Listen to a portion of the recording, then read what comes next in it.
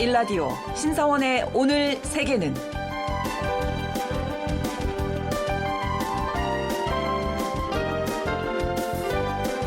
안녕하십니까. 아나운서 신성원입니다. 추석 황금 연휴 잘 보내고 계십니까?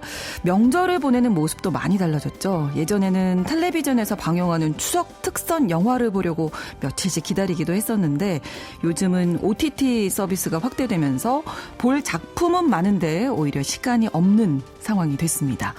그래서 오늘은 한과의 특별판 OTT 세계사라는 제목으로 꾸며드리려고 합니다. 많은 작품 가운데 세계의 역사, 정치, 사회를 이해하는 데 도움이 될 수 있는 영화와 드라마 작품 추천해 드릴 텐데요. SF, 스파이물, 정치, 풍자 코미디까지 다양한 장르 준비했습니다. 오늘 1시간 함께 하시면서 이스라엘과 팔레스타인의 갈등이라든지 미국의 부통령제도, 또 우크라이나 전쟁 이전의 상황까지 오늘의 세계를 한층 더 흥미롭고 깊이 있게 볼 수 있는 그런 기회가 됐으면 좋겠습니다. 9월 16일 월요일 KBS 1라디오 신성원의 오늘 세계는 시작합니다.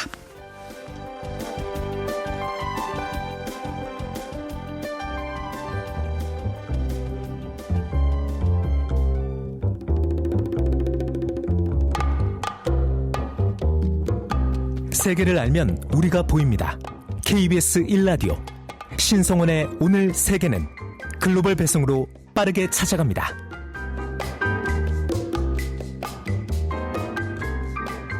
KBS 1라디오 신성원의 오늘 세계는 추석 특별판 OTT 세계사 오늘 함께해 주실 분들 소개해드리겠습니다. 평소에도 저희 세계 뉴스를 깊이 있게 전해주시는 두 분께서 오늘은 특별히 또 OTT 추천 작품 가지고 오셨는데요. 오혜리 국제전문기자, 전주현 외신캐스터 두 분과 함께하겠습니다. 어서 오세요. 네, 안녕하세요. 네, 안녕하세요. 자, 어떤 작품 가지고 오셨을까 너무 기대가 됩니다. 우선 오혜리 기자님이 추천해 주시는 첫 번째 영화 살펴볼 텐데요. 리틀 드러머 걸이거든요. 네. 제목은 참 귀엽고 예쁜데. 예, 이스라엘 팔레스타인 전쟁이 다음 달 7일이면은 하마스 전쟁, 이스라엘 하마스 전쟁이라고 또 하죠. 그렇습니다. 다음 달 7일이면은 꼭 발발한 지 1년이 됩니다. 그러니까 1년이. 이 전쟁이 예상보다 굉장히 길어지고 있고, 네네. 매일 관련 기사들을 접하실 겁니다. 그래서 또 이 문제에 대해서는 우리가 너무 많이 알고 있다. 오랫동안 이팔 갈등이 이어졌기 때문에 많이 알고 있다. 이렇게 생각하실 수도 있고 네. 또 그동안 수많은 영화 드라마들이 있었죠. 그렇죠. 그래서 좀 오늘은 좀 독특한 시각으로 이팔 갈등을 소재로 한 작품을 하나 소개해 드리려고 합니다. 네. 바로 영국의 스파이 소설 대가죠. 존 르카레가 소설을 썼고 또 한국을 대표하는 세계적인 영화 감독 박찬욱 감독이 연출한 작품입니다. 리틀 네. 드러머 걸. 2018년에 영국 BBC 원회를 통해서 방송이 돼서 호평을 받았던 6부작 드라마 시리즈입니다. 네. 영화 시대적 배경은 1979년이에요. 이때 이제 극중에서 그 드라마의 첫 부분에 독일 주재 이스라엘 대사관, 그때는 서독이겠죠. 서독 주재 이스라엘 대사관 관저에서 폭탄 테러가 발생해요. 네. 근데 이스라엘 정보국 모사드에서 이거는 팔레스타인 테러 조직이 한 거다라고 이렇게 생각을 하고 그걸 일망타진하기 위해서 이 조직에다가 우리의 스파이를 심자 이렇게 이제 내부적으로 결정을 합니다. 네. 근데 이제 기존에 거기서 활동하고 있는 요원들을 잘못 넣었다가는 실패할 수도 있으니까 그렇죠. 제일 의심받지 않을 만한 사람을 거기다가 심자 이렇게 이제 결정을 했는데 좀 네. 엉뚱해요, 방법이. 연극 작품에 출연할 여주인공을 찾는다라고 하면서 가짜 오디션을 연 겁니다. 그래서 이제 여러 사람들이 와가지고 진짜 연극을 하는 건 줄 알고 사람들이 왔는데 얼마나 열심히 준비했을까요? 네, 그중에 특이한 분위기, 특히 반항적인 분위기를 가지고 있는 무명 여배우 네. 찰리가 이 여주인공으로 발탁이 됐어요. 네. 당신은 사실은 이게 연극이 아니고 그 팔레스타인에 가서 우리를 위해서 일해줄 사람이다. 이렇게 얘기를 하는 거예요. 네. 의외의 사실이니까 깜짝 놀라긴 했지만 이 사람을 들여보냈을 때는 팔레스타인 조직 온 사람들은 생전 처음 보는 사람이고 평범한 여성으로 백인 여성이기 때문에 의심을 안 할 거다라고 이제 생각을 한 거죠. 그렇죠. 그래서 이 여성이 가서 꽤 활동을 잘 합니다. 그런데 이 여자는 팔레스타인인도 아니고 이스라엘인도 아니고 평범한 영국의 백인 여성이에요. 그런데 직업 스파이도 아닌데 이제 이게 음료를 잘할까 싶은데 꽤 잘했는데 문제는 이 여성이 거기서 활동하면서 그 팔레스타인 조직원들과 많은 이제 정서적 여러 가지 생각의 공감대를 갖게 된 겁니다. 교감을 하는군요. 네, 그렇습니다. 그러면서 이 사람이 나는 도대체 어느 쪽 스파인가 이런 이제 갈등을 하고 또 그 스파이와 이제 가장 친하게 지낸 이 찰리와 친하게 지내게는 이 테러 조직의 리더는 이 여자를 과연 의심을 하고 있는 걸까? 정체를 알고 있는데, 마음을 열어서 같이 이제 교류를 하는 걸까? 이런 것들이 계속 이 드라마 내내 이어져요. 네. 그러다 보니까 이런 불안 심리, 또 정체성 혼란, 이런 것들을 좀 들여다볼 수 있고, 그 네, 배경은 네. 이팔 갈등이고, 그래서 여러 가지 면에서 참 재미있는 포인트가 있는 작품이다라고 생각이 듭니다. 어떻게 보면 그 갈등 상황 속에서 개개인이 느꼈을 정체성의 네, 문제를 맞아요. 다뤘다 네. 이런 생각이 드는데 79년이 배경이었잖아요. 이 영화의 배경에는 70년대 현실에서는 어떤 일이 벌어졌는지 그 배경을 좀 알면 더 이해가 쉽겠죠. 예, 그 이틀 드라마 걸에서 등장하는 중요한 키워드 중에 하나가 알-나크바라고 하는 단어가 있는데 네. 이거는 아랍어로 대재앙이라는 뜻입니다. 네. 근데 작년에 이 이스라엘 하마스 전쟁이 벌어지면서 이 알-나크바라고 하는 단어가 다시 이제 주목을 받게 됐습니다. 이거는 1948년 5월 15일에 네. 팔레스타인 사람들이 이스라엘 건국으로 인해서 살던 땅에서 쫓겨나고 대재앙을 겪게 된 날을 말합니다. 그래서 이제 해마다 이 날을 아픔과 슬픔을 팔레스타인 사람들은 되새기고 있는데 이스라엘 유대 민족에게는 당연히 그동안에 2000년 가까이 세계 곳곳에 흩어져 살다가 나라를 세웠으니까 기쁜 날이지만 그렇죠. 이스라엘 건국은 팔레스타인 사람에게는 진짜 재앙이 되죠. 그리고 작년부터 이어지고 있는 전쟁 때문에 네. 다시 팔레스타인 또 가자지구 특히 가자지구에 있는 주민들은 대재앙을 겪고 있는데 네. 일각에서는 언론에서는 제2의 알-나크바다 이런 얘기가 있었지만 네. 사실 또 많은 사람들은 지난 70년 넘게 거의 80여 년 동안 그 팔레스타인 사람들이 겪어왔던 고통이 현재까지도 이어지고 있기 때문에 제2의 알-나크바는 아니고 이 알-나크바는 한 번 더 중단된 적이 없다. 이렇게 얘기도 하기도 했습니다. 네. 말씀하신 대로 이 드라마는 배경이 1970년대인데 네. 이미 이제 이스라엘 건국 이후 70년대 초반까지 총 4차례의 중동 전쟁이 있었습니다. 이 전쟁은 다 이스라엘의 일방적인 승리로 끝났잖아요. 그러면서 팔레스타인에서는 전쟁이 아니라 이게 해방운동이 테러로 변질이 되면서 네. 70년대 내내 많은 그 테러 사건이 일어났습니다. 그 대표적인 게 1972년 뮌헨 올림픽 때 네. 이스라엘 선수들을 인질로 잡았던 사건이 있죠. 1976년에는 소위 그 엔테베 작전이라고 해서 그 팔레스타인 인민해방전선과 서둘 극렬 좌파 조직원들이 이스라엘 텔아비브를 출발해서 프랑스로 가던 여객기를 공중에서 탈취를 했어요. 네. 그래서 우간다 엔테베 공항에 비상 착륙을 했다가 이스라엘 모사드 작전으로 조직원 전원이 죽고 인질 대다수가 구출된 사건이 있었는데 이 사건도 팔레스타인 테러 조직이 일으킨 대표적인 테러 사건 중에 하나인데 70년대 내내 이런 분위기였다. 그게 이 드라마의 배경이다라고 보면 되겠습니다. 네. 극 중에서도 주인공인 찰리를 이제 비밀 작전에 기용한 마틴이라든지 그녀를 스파이로 만든 가디가 모사드 요원이잖아요. 네. 세계에서 가장 무서운 정보 조직이다 이렇게 불리는 모사드에 대해서 좀 알아볼까요? 잘 알고 계시겠지만 다시 한번 말씀을 드리면 1949년에 창설이 됐고 네. 해외 정보 수집과 공작을 담당하는 이스라엘 정보기관입니다. 네. 세계 최강의 정보력 또 물불을 안 가리는 행동력 이런 걸로 자랑을 하고 있는데 가장 전 세계에서 유명한 사건은 그 아르헨티나에 있던 나치 장군 아돌프 아이히만을 현지에서 네. 잡아가지고 이스라엘 법정에 세웠던 건 가장 유명한 사건이잖아요. 그렇죠. 모사드는 또 적국 또는 적대 조직의 주요 인사들 암살 작전으로 아주 유명하죠. 가장 최근에 바로 그 이란 대통령 취임식에 참석했던 그 하마드 최고지도 이스마일 하니의 네. 암살 사건이 있었는데 이 사건에 대해서 모사드는 우리가 했다라고 인정한 적도 없고 또 아니다 이렇게 부인한 적도 없습니다. 하지만 이런 남의 나라 대통령 취임식에 간 하마스 최고 지도자를 눈 깜짝할 사이에 암살할 사람들은 모사드밖에 더 있겠느냐라고 다들 하는 인정하는 점에서는 모두가 다 거죠. 인정하는 네. 부분이죠. 네. 자, 이스라엘과 팔레스타인의 이야기를 담은 뭐 많은 작품들이 있을 텐데 특별히 이 작품을 오늘 추천해 주시는 이유가 있으실까요? 사실 이스라엘 팔레스타인 갈등이 이 드라마의 배경이기는 하지만 이 팔 갈등의 뭐 여러 역사적인 맥락이라든지 네. 또는 뭐 구체적인 양측의 갈등을 다 보여주는 그런 작품은 아니에요. 네. 존 르카레 같은 경우에는 대부분의 소설들이 그 냉전기에 네. 그 서방과 특히 영국 정보부 또 미국 정보부와 소련 정보부 간의 스파이 간의 이런 활동을 주로 많이 소재로 삼았던 작가인데 드물게 이팔 갈등을 이제 배경으로 하고 있다라는 점이 좀 특이합니다.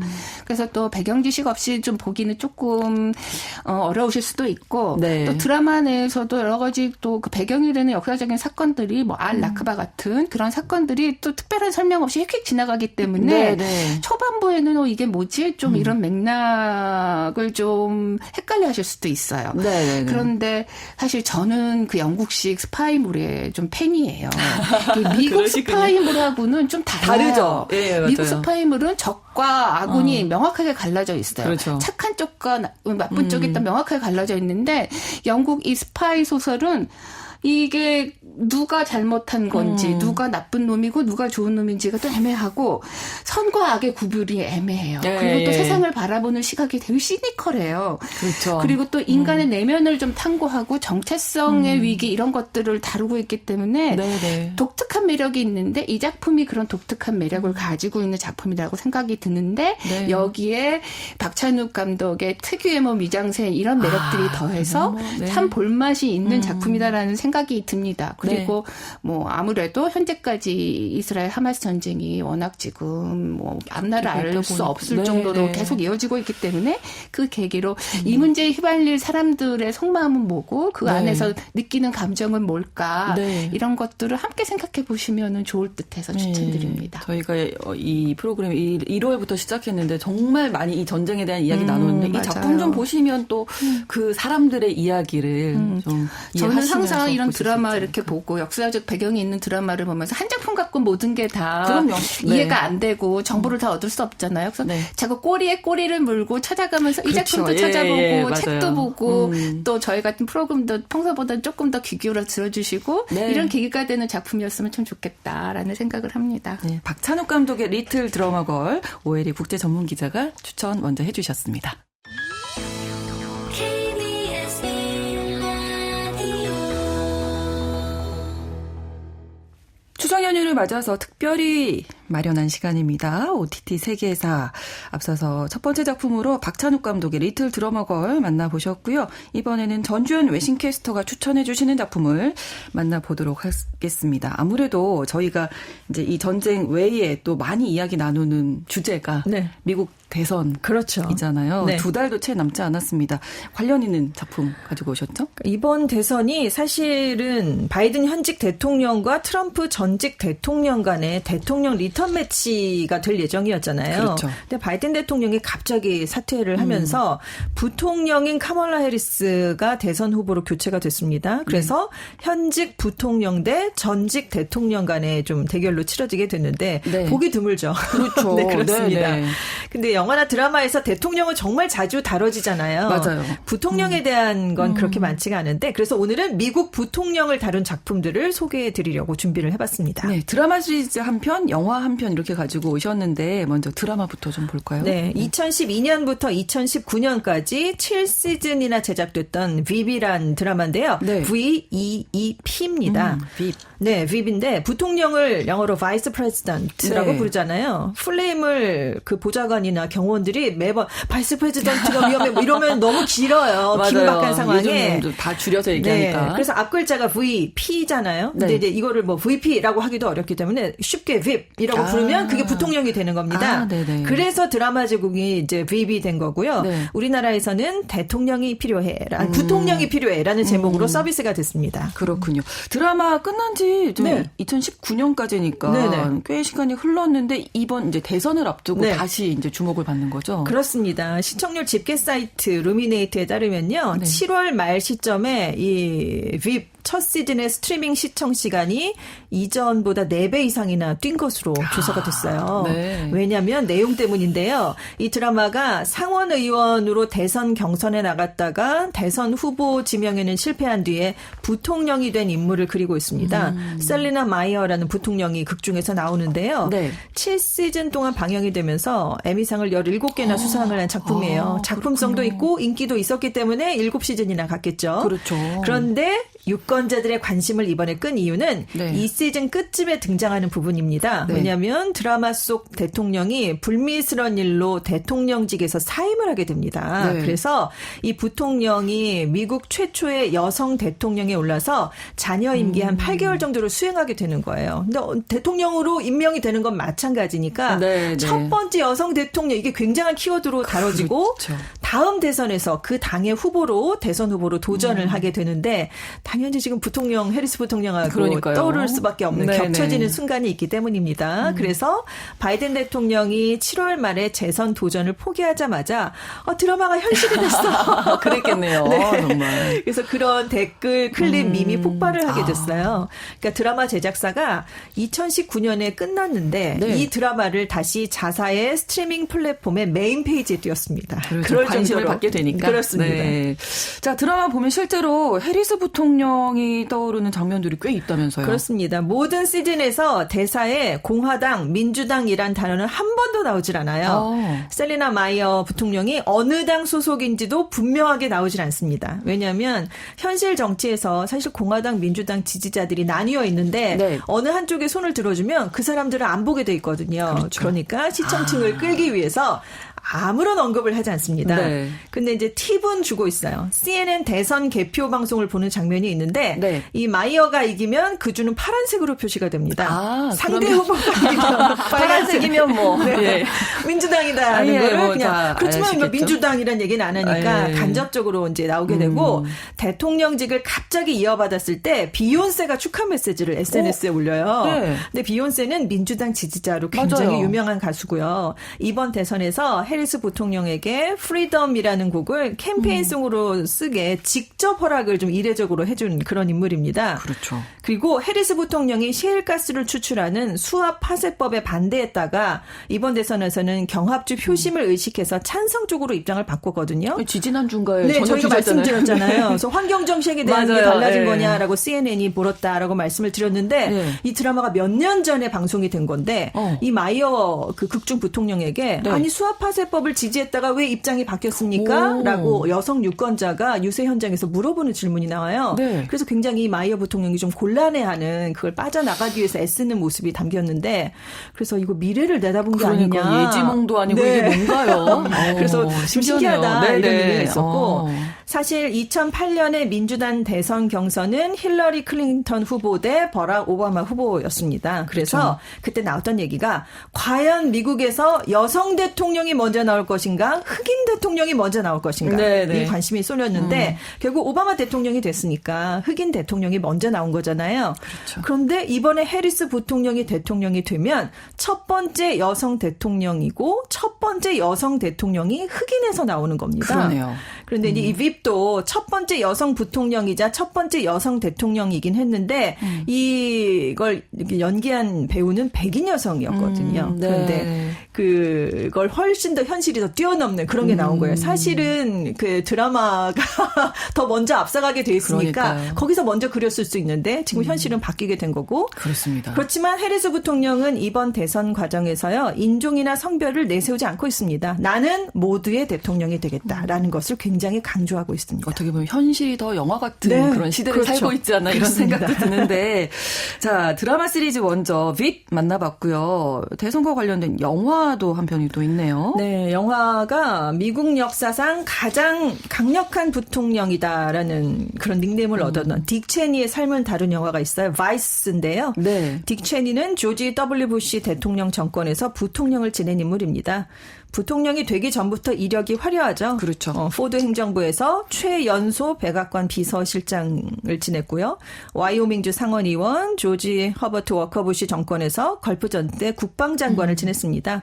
이후에 석유 채굴 회사 헬리버튼의 CEO로 갔다가 조지 W 부시의 러닝메이트가 되면서 부통령으로 8년을 지냈는데요. 네. 당시에 조지 W 부시 후보가 주지사 경력은 있지만 행정부 경력이 전혀 없었거든요. 그래서 이 후보의 약점을 누가 노련한 전문가가 커버를 해줄 것인가 했을 때 체니밖에 없다라는 평가가 나왔고 결국 자신이 러닝메이트를 받아들이면서 그렇다면 외교와 국방에서 많은 권한을 행사할 수 있게 해달라라는 걸 요구했었다고 합니다. 그래서 9.11 테러 이후에 아프가니스탄, 이라크 침공 같은 세계 대테러 전쟁에서 굉장히 주도적인 역할을 했고요. 네. 근데 이 과정에서 이 체니 부통령이 국가안보국이 도청을 한다던가 민간인들도 심지어 도청을 했죠. 테러범들에 대한 고문을 적극 지지를 했습니다. 네. 그래서 나중에는 굉장히 많은 비판을 받아서 퇴임할 때는 지지율이 정말 뚝 떨어졌던 적이 있습니다. 네. 근데 이 영화는 제목에서 일단 감독이 딕 체니를 어떻게 바라보느냐가 나타나요. 바이스가 바이스 프레지던트의 바이스이기도 하지만 네, 네. 악이라는 뜻을 갖고 있는 단어예요. 그렇죠. 그래서 당연히 딕 체니, 조지 W 부시 대통령은 엄청나게 부정적으로 그려져 있습니다. 예. 사실 영화는 다큐멘터리가 아니에요. 감독이 그럼요. 얼마적으로 네네. 상상력을 개입할 수 있는 거기 때문에 자유롭게 인물을 해석할 자유가 있긴 하지만 네. 근데 이거를 현실하고 똑같다라고 생각하는 청취자가 있기 아무래도, 시청자가 예. 있기 때문에 만약에 보실 예정이라면 네. 이게 현실하고 완전히 똑같은 다큐는 아니다라는 걸 생각하셨으면 좋겠습니다. 네. 어쨌든 해리스 부통령이 이렇게 대선 후보로 나서게 되면서도 그렇고 지금 두 작품을 보면서도 부통령이라는 게 사실 네. 우리한테는 없어서 그렇죠. 좀 생소하거든요. 네네. 이 제도를 한번 좀 어떤 자리인지 소개를 해주시면. 그러니까 헌법에 의해서 대통령이 임기 도중에 사망을 하거나 사임, 탄핵, 또 그 밖에 대통령 직무를 수행하지 못할 상황이 생길 때 대통령 자리를 승계하는 1순위 직책입니다. 네. 그러니까 미국 내 서열 2위 자리고요. 상원 의장직을 겸하고 있습니다. 상원을 그래서 주재할 권한이 있는데요. 투표에서 동률이 이루어졌을 때 행사하는 캐스팅 보트 외에는 투표를 할 수가 없다라는 한계가 있습니다. 러닝메이트를 대통령과 이뤄서 출마를 하죠. 그렇죠. 선거인단이 이제 대통령 선거할 때 같이 선출을 하게 되고 임기도 대통령과 같은 4년이고요. 그리고 태생적 미국 시민권자여야 하는 것도 대통령과 조건이 같습니다. 만 35세 이상인 동시에 14년 이상 미국에 거주를 했어야 되는데요. 네. 대통령과 다른 주의 주민이어야 된다라는 게 좀 달라요. 그러니까 같은 주 주민이면 안 된다는 건데 안 되는군요. 그렇다고 이게 뭐 꼭 출생지로 규정이 되는 건 아니고 네. 다른 주로 이사를 가면 됩니다. 네네. 그래서 조지 W 부시가 텍사스 주지사였기 때문에 텍사스에서 이제 나왔잖아요. 그때 네. 딕 체니가 텍사스에 살고 있었어요. 그거 옮겨야 됐군요. 네, 석유 회사 임원이었기 때문에. 그렇죠. 네. 근데 이제 부통령으로 나와야 되니까 10년 동안 살았는데 텍사스를 떠나서 부인의 고향이었고 자기가 자랐던 곳이고 자신의 지역구였던 와이오밍으로 이사를 가서 결국 이 문제를 해결했습니다. 근데 당시 건국의 아버지들이요. 예전에 미국이 탄생할 때 버지니아, 매사추세츠, 뉴욕 이렇게 세 파벌로 싸우다가 생각해낸 타협안이었대요. 왜냐하면 독립 초기에 13개 주가 있었는데 3개 주에서만 주요 공직자가 나온 겁니다. 나머지 10개 주가 그럼 우린 뭐냐? 들러리냐? 이렇게 반발을 하니까 결국 대형주랑 소형주를 나눠서 권력을 이제 나눠주게 됐고 지역을 좀 다양하게 하자. 그래서 대통령, 부통령은 출신주가 같으면 안 된다라는 규정이 이때부터 나왔다고 하고요. 그렇군요. 부통령직은 3선 제한이 없거든요. 이론적으로 계속 나올 수 연임이 있어요. 제한 없이 하지만 네. 이게 현실화되지는 그런 적은 않고 없고. 있습니다. 처음부터 이렇게 러닝메이트 제도가 있었던 건 아니라면서요. 네, 부통령 후보를 따로 둔 게 아니라요. 대통령 선거를 해서 1위는 대통령, 2위는 부통령이 되는 구조였어요. 2등이 2명이 나오면 상원이 투표를 해서 부통령을 결정했다고 합니다. 네. 근데 이제 부통령 당적이나 계파가 서로 다른 결과 당연히 많이 나왔겠죠. 그렇겠죠. 그래서 초대 대통령인 조지 워싱턴은 정당이 없었어요. 철저하게 중립주의자였기 때문에 갈등이 없었는데 네. 2대 부통령 때부터 이 토마스 제퍼슨이 그 존 애덤스 대통령과 정적이었기 때문에 이게 사이가 안 좋았고 네. 3대 부통령도 제퍼슨 대통령하고 또 사이가 안 좋았고 계속 대통령, 부통령이 너무 대립을 하게 되면 뭔가 추진을 할 수가 없잖아요. 그렇죠. 결국 의회가 1804년에 수정헌법을 12조를 고쳐서 네. 대통령 선거제를 지금처럼 런닝메이트로 출마하도록 법을 바꿨다고 합니다. 네. KBS 1라디오 신성원의 오늘 세계는 추석 특별판으로 준비한 OTT 세계사 1부 마무리하겠습니다. 11시 30분부터 일부 지역에서는 해당 지역 방송 보내드립니다.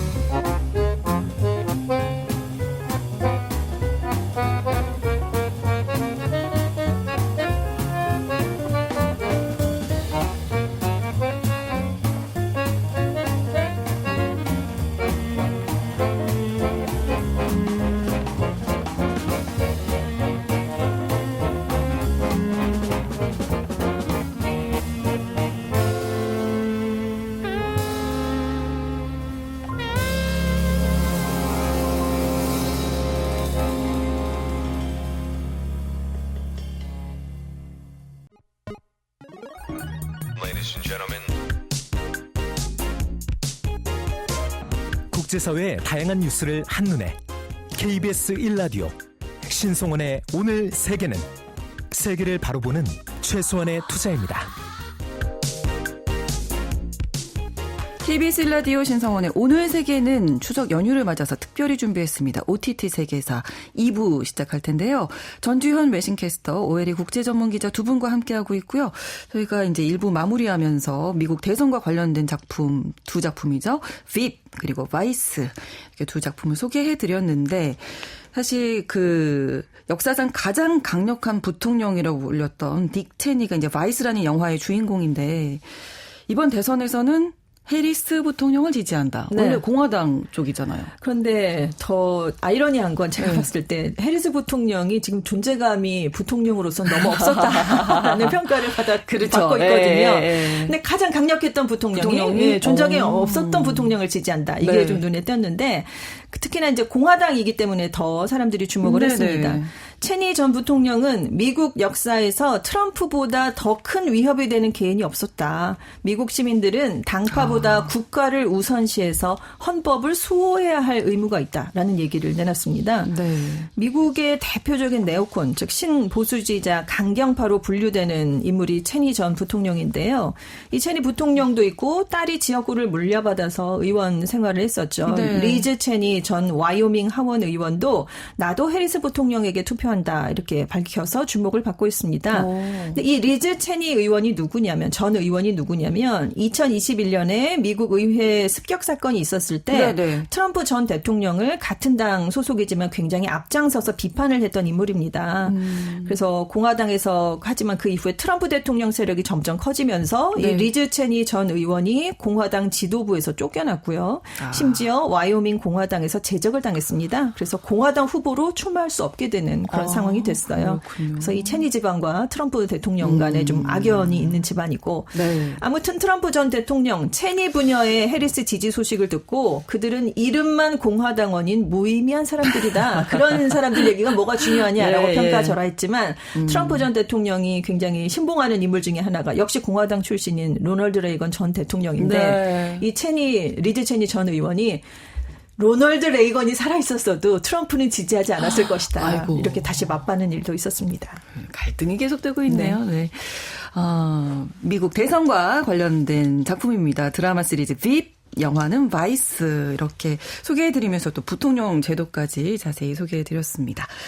자, 이번에 오혜리 기자님이 소개해 주실 작품 또 만나볼 텐데요. Years and Years라는 제목인데 영국의 SF 시리즈입니다. 미래와 관련된 이야기인데 요즘 현실과 이렇게 어떻게 네. 연결이 되나 봐요?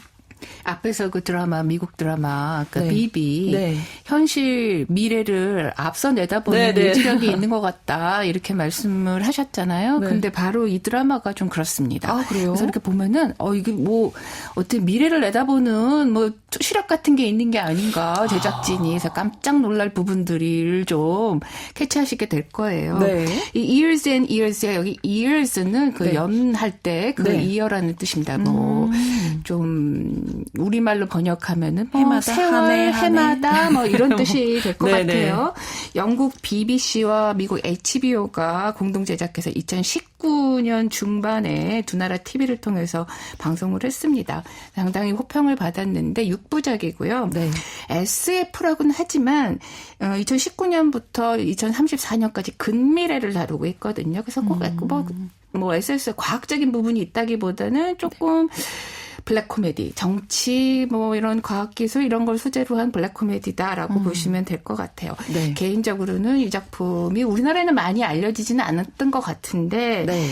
최근 몇 년간 영미권에서 나온 이 정치 풍자 드라마 중에서는 가장 기발하고 웃기면서도 도발적이고 생각할 거리가 많은 드라마다 이런 생각을 좀 합니다.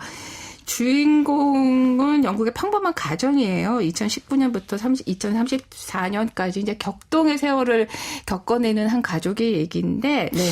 지금 현실과는 좀 다르지만 네. 미중 갈등으로서 핵전쟁이 일어나요. 여기 이 드라마 속에서. 네. 우크라이나 내전도 일어나서 그래요? 난민들이 이 영국에 막 쏟아져 들어오는 이런 상황도 벌어지고요. 이 작품이 아마 기획됐던 건 방송이 2019년이니까 기획됐거는 그 전일 텐데 코로나 팬데믹하고 비슷한 원숭이 독감 팬데믹이라는 게 발생을 해요. 그래가지고 이게 뭐 엄청나게 전 유럽에 퍼져서 큰 파문을 일으키는 이런 상황도 있고 네. 그래서 뭐 진짜 제작진들이 막 유지력이 있었나 이런 생각을 하게 됩니다. 또 네. 뭐 미래의 뭐 신기한 테크놀로지 같은 것들도 나오는데 현재 지금 AI라든지 그렇죠. 또 뭐 이런 것들 기술들도 볼 수 있는 부분들도 있습니다. 네. 근데 여기 이 가족의 이름은 라이언스라고 한 중산층의 가정인데 네. 어머니 아버지도 그렇고 그 밑에 자식이 4명인데 다 좀 오합지졸이에요. 말이 중산층이라고 하지만 좀 세련되지 못한 부분들도 있고 막 그런데 어떻게 보면은 이제 오늘날의 영국 사람들의 평범한 모습을 또 볼 수도 있는 부분인데 네. 뭐 정치적인 색깔도 가족마다 다 다르고 뭐 어떤 동성애자도 있고 뭐 반동성애자도 있고 막 이런 식인데 이 가족들이 정말 격동의 세월을 이렇게 헤쳐나가면서 겪는 해프닝들을 보면은 막 웃다가도 이거 어디서 많이 본 얘기인데 이런 생각을 하게 되는 좀 그런 현실감이 좀 느닷없이 닥치는 그런 순간순간이 있는 드라마입니다. 네. 그 가족을 좀 소개를 해 주실까요?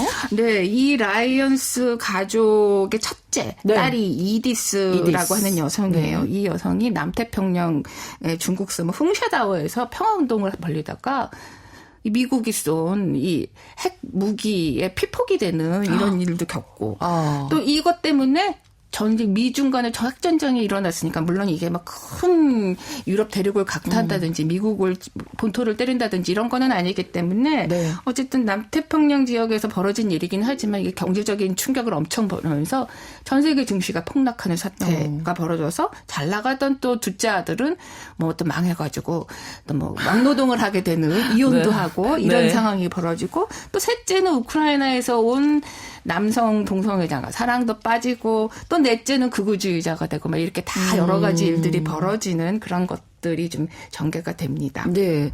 이 영화 속에 2024년이 등장한다면서요. 네. 지금 모습과 많이 닮아 있나요?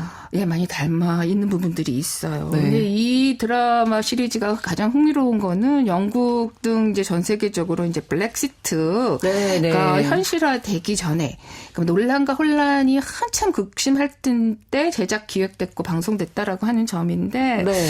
그래서 이제 영국 사람들이 브렉시트를 결정한 걸 왜 했는지 또 그때 상황이 어땠는지 어떤 심리적 상태에서 그런 결정을 했고 그 이후에 어떤 혼란을 겪고 있는지를 좀 들여다볼 수가 있어요. 그런 것 때문에 극중에 2024년에는 강경 보수주의자 정권이 들어서기도 하는데 네. 이런 것들이 지금은 물론 뭐 정권이 바뀌었지만 영국에서 정권이 바뀌었지만 어쨌든 유럽이나 영국 사회 내에서 지금 퍼지고 있는 극우적인 네, 움직임 네. 이런 걸 또 볼 수가 있고 또 특히 거기서 나오는 극우 여성 지도자 같은 경우에는 뭐 프랑스의 마린 르펜 네. 좀 떠올리게 하고 또 여기에다가 트럼프까지 겹쳐서 마린 르펜과 트럼프가 겹쳐지는 모습도 있어요. 최근에 영국에서는 특히 이제 헛소문 때문에 극우 폭력 시위가 아주 크게 일어났잖아요. 그렇죠. 최근에 독일에서 주정부 주의회 선거에서 또 극우 정당이 대승을 하기도 하고 맞습니다. 했었기 때문에 네.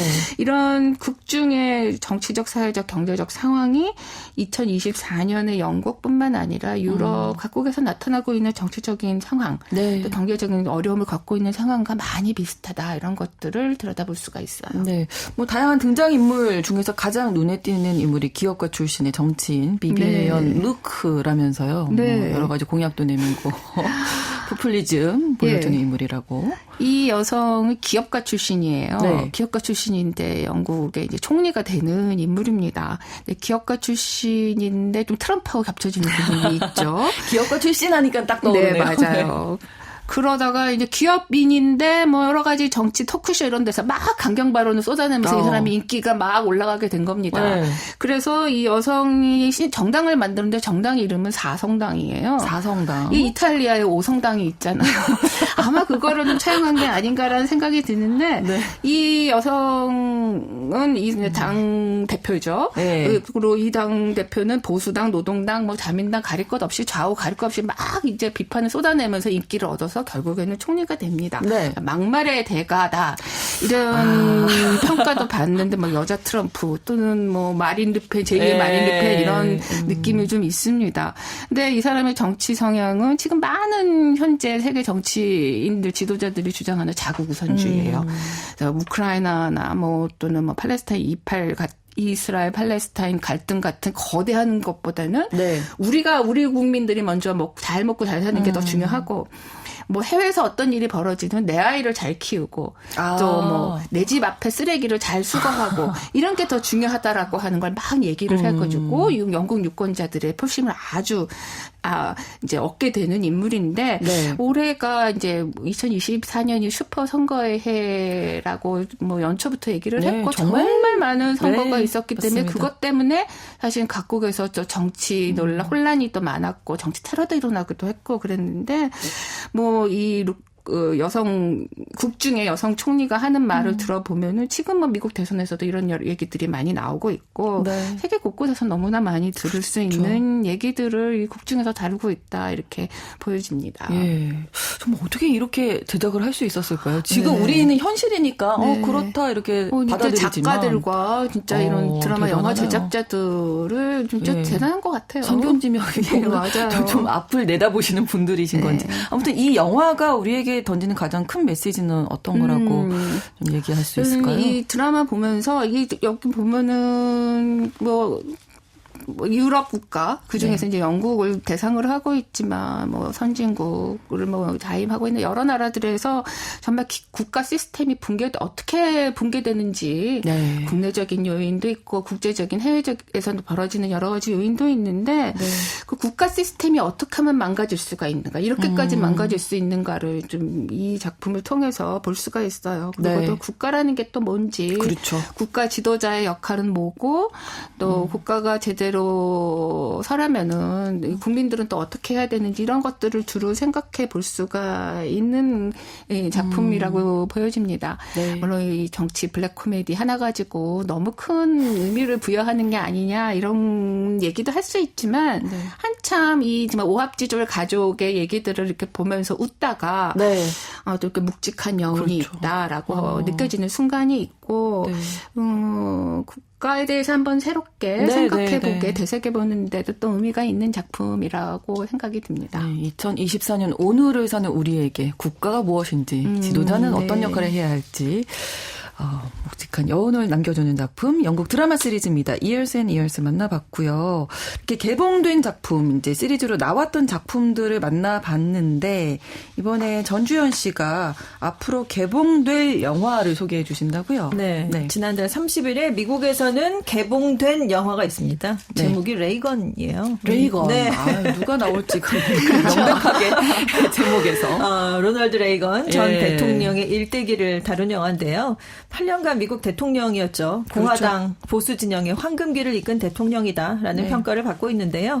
그러니까 유명하지 않았던 배우 출신이 정치인이 어떻게 돼서 대통령을 심지어 연임을 하고 이제 사망하기까지 그 과정을 쭉 그리게 됐는데 네. 주로 냉전 시대에 소련과의 대결에서 어떻게 이기게 됐나 여기에 초점을 많이 맞추고 있습니다. 네. 근데 이 영화가 개봉된 시점이 대선을 2달 정도 앞둔 때였거든요. 그래서 주목을 받았고 왜 지금이냐 이런 얘기가 있겠었겠죠. 네네. 제작자랑 주연 배우인 데니스 퀘이드가 페이스북에서 영화 홍보가 차단됐다. 우리가 불이익을 받았다라고 주장을 했고 네. 마케팅 팀장은 영화 사진이랑 레이건의 명언 같은 게 담긴 게시물을 페이스북에 올리려고 했는데 네. 이게 운영진으로부터 제지를 당했다. 이런 얘기를 해서 크게 좀 논란이 일었습니다.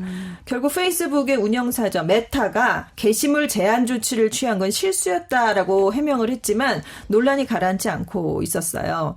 특히 레이건이 공화당 소속인데도 네. 뭐 좌우 진영을 넘어서 후대에 좀 높이 평가를 받고 있는 뭐 존경받는 대통령 중에 한 명이고 네. 두 차례 다 민주당 후보를 상대로 기록적인 압승을 거뒀습니다. 그래서 민주당 또 진보 진영의 견제를 받아서 우리 영화가 차별을 받고 있다라는 거 이제 영화 제작자 쪽에선 얘기를 하는 건데 네, 네. 근데 실제로 잘 보면 진보 성향이 이 미디어 쪽에서는 좀 강하잖아요. 미국에서는. 근데 이 주류 언론에서 영화 개봉 소식이 거의 다뤄지지 않은 그런 점이 있긴 했습니다. 그래서 이제 이쪽에선 반발을 하고 있는 거고. 그렇겠네요. 네. 근데 대선이 얼마 남지 않은 시점에 공화당 영웅 영화를 개봉하는 것 자체가 트럼프 전 대통령을 띄워주려는 게 아니냐라는 게 반대편에서는 당연히 나오고 있습니다. 네. 사실 트럼프 대통령이 슬로건으로 유명한데요. MAGA, Make 네, 네. America Great Again, 미국을 다시 위대하게는 알고 보면 레이건 대통령이 1980년에 선거운동을 하면서 사용했던 구호였어요. 그렇군요. 물론 이거를 지금 트럼프 대통령처럼 사용한 건 아니고 네, 네. 무슨 연설 도중에 미국을 다시 위대하게 만들어서 뭘 합시다라고 얘기를 한 거지만 이걸 네. 트럼프 대통령은 더 적극적으로 쓰고 있는 거죠. 그렇군요.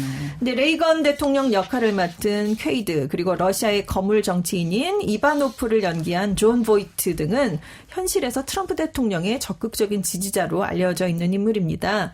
근데 영화에서 레이건 대통령의 부인이죠. 낸시 레이건을 연기한 그 페넬로페 앤 밀러라는 배우는요. 네. 레이건은 40년 전에 8년간 우리 대통령을 지낸 사람이었다. 이게 정치나 이번 선거랑 무슨 상관이 있냐라면서 양쪽 진영이 제기한 정치적인 의혹을 좀 평가절하하는 그런 일이 있기도 했습니다. 네, 개봉이 됐으니까 네. 이제 관객들의 반응이 궁금한데요. 그렇죠. 예. 미국 관객의 반응인데요. 네, 그렇죠. 영화 평점을 매기는 웹사이트가 있습니다. 로튼 토마토가 매긴 신선도 지수는 20%. 그래서 평단은 굉장히 그러네요. 혹평을 내렸습니다. 네. 하지만 일반 관객의 평점인 팝콘 지수는 98%로 호응을 얻었어요. 네. 그리고 박스오피스 성적도 개봉 첫 주에 4위에 올랐습니다. 그래서 레이건 대통령 영향력은 아직도 여전하구나. 그러네요. 라는 게 개봉 성적에서 드러나긴 했습니다. 평단은 혹평을 했지만 그 대중들은 좋아하는 네네. 그런 영화가 됐는데 레이건에서 이제 트럼프 후보 부각시키는 영화가 아니냐 뭐 이런 내용이 나온다고 하셨는데 반대로 네. 트럼프 후보에게 좀 불리한 내용이 담긴 영화도 대선 전에 개봉이 된다면서요. 네, 트럼프 전 대통령의 젊은 시절을 그린 영화입니다. The Apprentice라는 제목의 영화인데요. 이거는 그 TV You're fired. 넌 해고야. 하면서 예, 예. 트럼프 대통령이 유행어가 된 맞아요. 게 나오게 했던 리얼리티 쇼죠. 네네. 이게 무려 2004년부터 2015년까지 진행이 이렇게 됐습니다. 오랬군요. 네. 근데 이 쇼 진행을 맡다가 2016년에 대선에 나가야 되니까 중단이 된 거예요. 사실 알고 보면. 그러네요. 근데 이제 그 쇼랑은 상관이 없고요. 거기서 이제 차용을 해서 어프렌티스라는 제목을 갖고 왔는데 이 영화는 미국에서 10월 11일에 개봉이 될 예정입니다. 네. 그러니까 어프렌티스가 수습생이니까 젊은 시절에 이제 어떻게 트럼프 대통령이 성장을 했나 기업가로 이걸 다루는 거예요. 네. 7, 80년대에 굉장히 젊은 시절이 나오는데 뉴욕에서 부와 권력을 쟁취하는 과정에서 온갖 불법에 능한 변호사를 스승으로 삼게 됩니다. 그 과정에서 어떻게 이제 자라나게 된다 이런 과정을 그린 건데 네. 여기서 이제 논란이 된 부분은 트럼프가 첫 번째 부인은 이바나 트럼프에게 성폭력 같은 걸 행사하는 장면이 담겨 있어요. 그래서 이바나 트럼프가 이제 92년에 트럼프 전 대통령과 이혼을 하면서 이혼 소송 과정에서 이런 주장을 자기가 내놨었는데 네. 나중에 증언을 번복하고 이 주장을 철회했습니다. 근데 이 내용이 이제 영화에 나오니까 칸 영화제에서 5월에 공개가 됐었거든요. 네. 당연히 트럼프 측이 즉각 반발을 하면서 법적 대응을 예고했는데요. 그래서 사실 칸에서는 크게 화제가 됐는데 미국에서 이 문제 때문에 배급사를 정작 찾지 못했습니다. 그래서 5월에 칸에서 개봉됐으면 미국에서 바로 개봉이 연달아 보통은 됐었어야 그렇죠. 되는데 네. 이제서야 개봉이 된다는 거죠. 10월에서야. 왜냐하면 이 영화에 일부 자금을 댔던 제작사가 완성된 내용을 보고 개봉에 반대를 했기 때문인데 이번에 투자금에 프리미엄을 얹어서 돈을 받기로 했답니다. 그래서 개봉하는데 찬성을 해줄 거예요. 돈이 많이 들어가네요. 네. 개봉하기까지. 이 트럼프 캠프가 이 영화 선거 전에 개봉하는 건 할리우드 엘리트의 선거 간섭이다 라면서 또다시 법적 대응을 예고한 상황이고요.